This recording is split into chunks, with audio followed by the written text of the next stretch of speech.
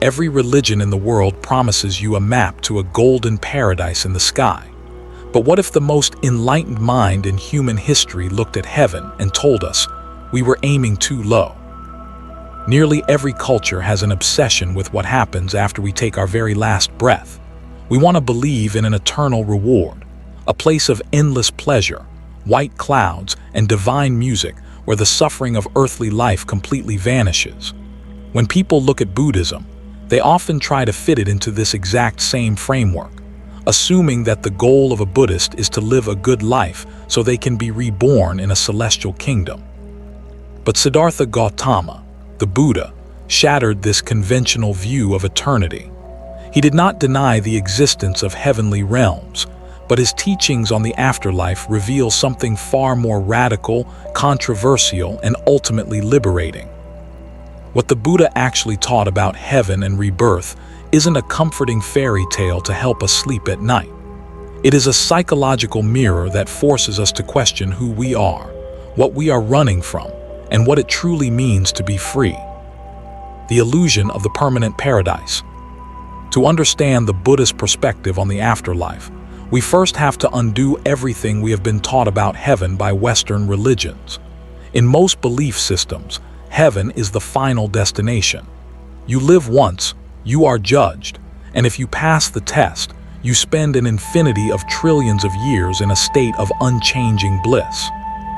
The Buddha looked at this concept of an eternal heaven and called it a cosmic misunderstanding.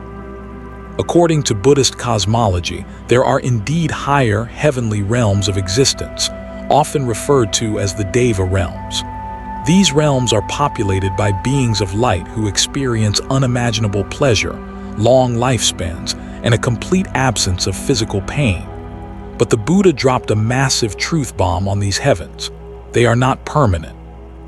In Buddhism, everything in the universe is subject to the law of anicca, or impermanence. A heavenly realm is not an eternal reward. It is simply a cosmic vacation destination. Imagine you work incredibly hard at your job, save a massive amount of money, and buy a ticket to a 5-star luxury resort on a private island. For a few weeks, your life is perfect. You eat the finest food, lounge by the pool, and have no worries. But every single day you spend at that resort, your bank account is draining. Eventually, your money runs out, the hotel staff politely asks you to leave, and you have to pack your bags and return to reality. This is exactly how the Buddha described heaven. The currency you use to enter a heavenly realm is your positive karma, your past actions of kindness, generosity, and mental purity. Living in heaven is incredibly pleasant, but while you are there, you are simply consuming your good karma without generating new wisdom. Once that karmic energy runs out, you fall out of heaven and are reborn back into the lower realms. Heaven, therefore, is just another gilded cage in the endless cycle of wandering.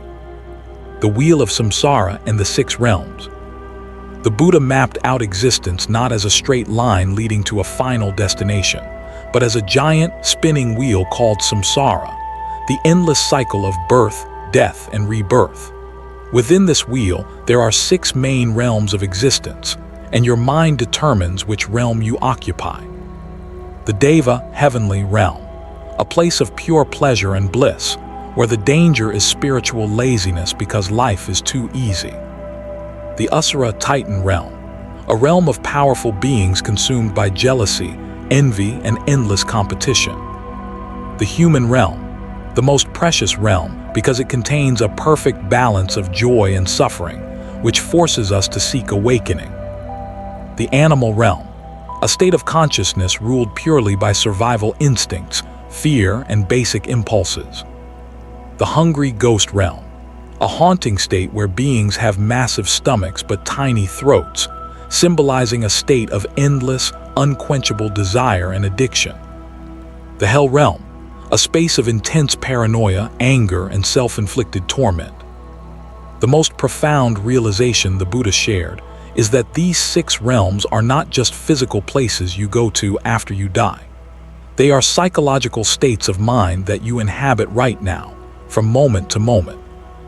When you wake up feeling completely peaceful, content, and full of joy, you are living in the Deva realm. When you get stuck in traffic and find yourself boiling with rage, wanting to destroy everything around you, you have instantly dropped into a hell realm. When you scroll through social media, looking at everyone else's perfect lives and feeling a bitter knot of envy in your stomach, you are acting as an asura. And when you compulsively eat or shop to fill an emotional void that never seems to go away, you are living as a hungry ghost. Rebirth isn't something that happens only after your heart stops beating. You are being reborn into different realms of suffering and joy every single hour of your life, driven entirely by the quality of your thoughts. Rebirth versus reincarnation, the crucial difference.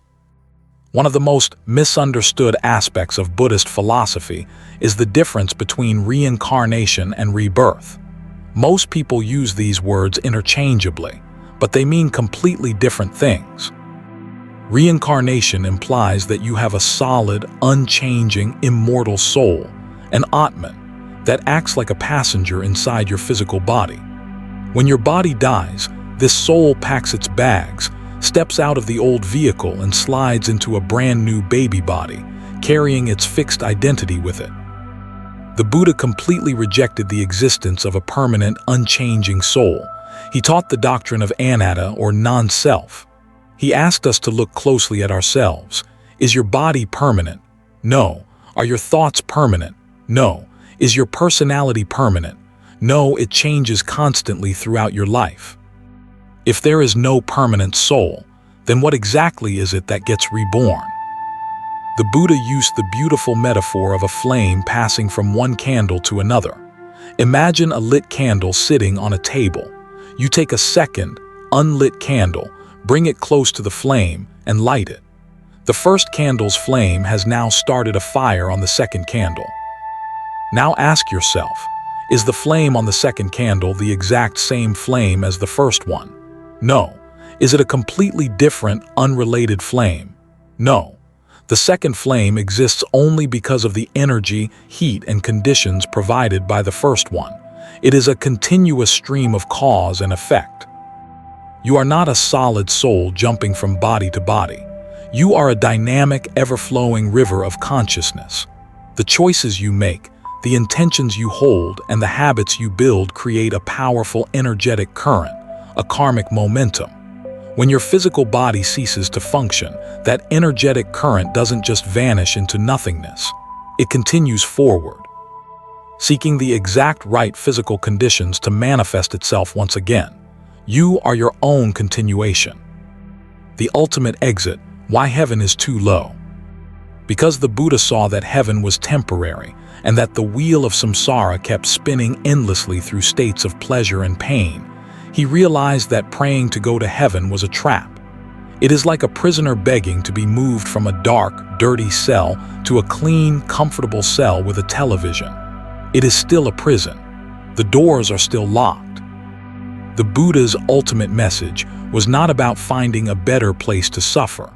It was about escaping the cycle of suffering altogether.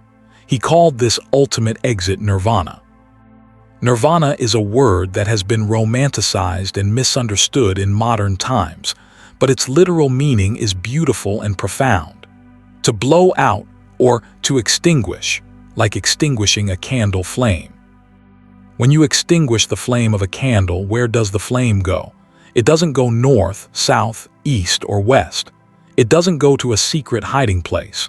The flame simply ceases to be because the fuel, the wax, and the oxygen has run out. Nirvana is the complete blowing out of the toxic fuels that keep our suffering alive. The fuel of greed, the fuel of hatred, and the fuel of delusion. When you stop feeding these fires with your reactive habits, the chaotic wheel of rebirth grinds to a final, peaceful halt. Nirvana is not a golden kingdom in the clouds. It is the absolute, unshakable freedom of a mind that has completely woken up from the illusion of separation. It is the peace of the silent space between your thoughts, magnified to an infinite scale. Finding the kingdom within. When we understand what the Buddha actually taught about the afterlife, the heavy weight of existential anxiety completely shifts. You no longer have to live your life in a state of fear. terrified of a divine judgment or trying to bribe a distant creator to grant you entry into a celestial paradise. The Buddha puts the power completely back into your hands. He reminds us that heaven and hell are not geographical locations waiting for us after death. They are choices we are making right here, in this very room, in this very moment. If you spend your days cultivating anger, judgment, and bitterness, you don't need to wait for death to experience hell. You are building it in your own chest right now.